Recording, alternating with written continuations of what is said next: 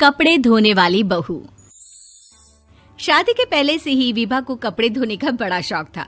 कभी नल के नीचे तो कभी तालाब के पास। अरे मेरी नीली वाली लुंगी नहीं दिख रही है। विभा की अम्मा, कहाँ रखी है लुंगी? अरे वो तो विभा ने परसों ही धोकर रखी थी आपकी अलमारी में, देखो वहीं होगी। वो ना मैंने आज धो दी, मुझे लगा कि गंदी हो गई होगी। अरे कैसे गंदी हो गई थी? उसे तो मैंने पहना भी नहीं। हे भगवान, इस लड़की के कपड़े धोने की आदत से परेशान हो गया हूँ मैं। जितना तो घर में राशन नहीं आता, उससे कहीं ज्यादा डिटर्जेंट पाउडर का खर्चा है। इसकी शादी करवा दो, शादी जाए अपने घर में ही करे काम, फिर चाहे घर के कपड़े धोने हो या पूरे गांव के। हाँ ठीक बोल रही हूँ, देखता हूँ मैं कोई लड़का। वो दिन भी आ जाता है जब विभा को देखने लड़के वाले आ जाते हैं। लड़की मुझे अच्छी लगी।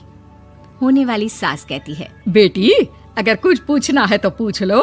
वैसे तो हमारी लड़की बहुत ही शर्मीली है, जो बोल दो वो मान लेती है, इसे क्या पूछना होगा। अरे कैसी बात कर रही हो माँ, मुझे इन लोगों के घर रहना है, सवाल तो कई है। हाँ हाँ बेटा, पूछ लो ना, क्या पूछना है। आप लोगों के घर कपड़े कौन धोता है? सास का मुंह बन जाता है।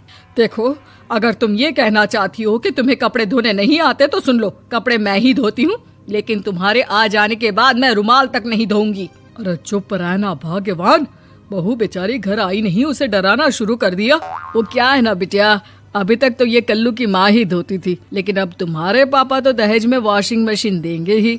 तभी विभा की माँ बोल पड़ती है, सवाल भी पूछा तो क्या। वैसे भाई साहब, मशीन की तो फिर भी कपड़े धोने की कैपेसिटी होती है। मतलब जो बिटिया दे रहे हैं ना विभा, इसे कपड़े धोने का बहुत शौक है। ये आप लोगों के क्या, आस पड़ोस गांव मोहल्ले सबके कपड़े धो दे और उफ तक ना करे। बाहर देखा नहीं आपने कितने कपड़े सूख रहे हैं? सब हमारी बिटिया ने ही तो धोए हैं। बस भी करो ना माँ, शर्म आ रही इतनी तारीफ सुनकर। और तो और एक दाग निकाल कर दिखाओ तो मान जाओ। हाँ अच्छा, माफ करना बेटा, मैंने गलत समझा।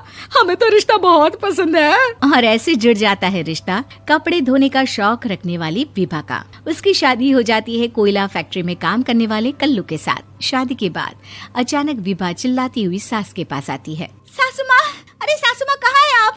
ये तो धोखा है, धोखा दिया आप लोगों ने मुझे। इसे ससुर के चक्कर के बारे में पता चल गया। अरे तो उसमें तुझे क्यों धोखा मिला है? अरे नल में पानी नहीं आता, कपड़े कैसे कब धुलेंगे? अच्छा, तू पानी नहीं आ रहा उसकी बात कर रही है। तो आपने क्या सोचा? कुछ नहीं। अच्छा, तेरी माँ ने कहा था कि कपड़े धोने का शौक है तुझे, याद आया मुझे। शौक बोलकर कपड़े धोने वाले मेरे जुनून को कम ना आके सासू माँ, कपड़ा धोना मेरा गुरूर है। तभी पति भी वहाँ आ जाता है। अभी मैंने इसे सनी देओल की फिल्म दिखाई है, उसी के डायलॉग मार रही है माँ। अच्छा सुन, साफ साफ बता रही हूँ, पानी सुबह 4 से 6 और शाम को 10 से 12 आता है, समझी? विभा टाइमिंग सुनकर हैरान हो जाती है। ये क्या भूतों का मोहल्ला है? सुबह 4 बजे उठकर कौन कपड़े धोता है? 4 बजे टंकी में पानी जाता है, फिर सारा दिन धोना ना, किसने मना किया?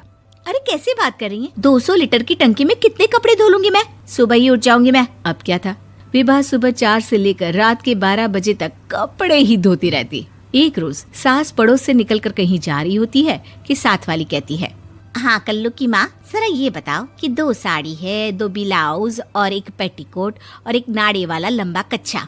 हाँ तो? अरे तो क्या, कितना लोगी धुलाई ये बताओ। धोबन दिख रहे हैं हम क्या?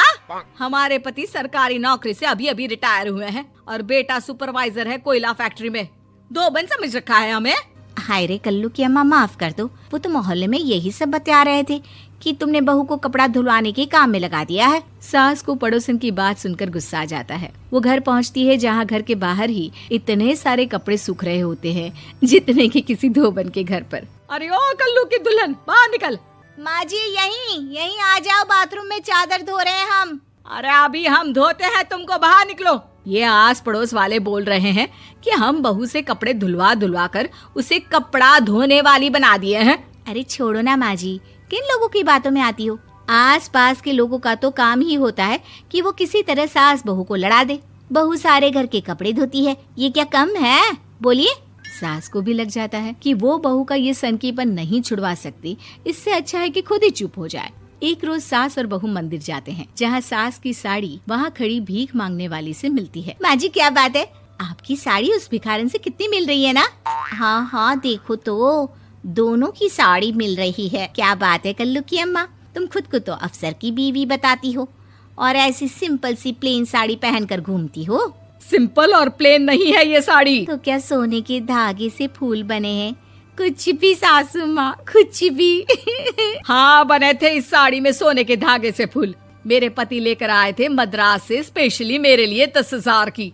ताहे भाई साहब इस भिखारन के लिए भी सेम टू सेम साड़ी लेकर आए होंगे 10,000 की। सास उस वक्त तो कुछ नहीं कहती, लेकिन बहू के साथ घर आती है और अलमारी से एल्बम निकाल कर लाती है। ये साड़ी देख रही है, ये वही साड़ी है जिसे मैंने अभी पहना था।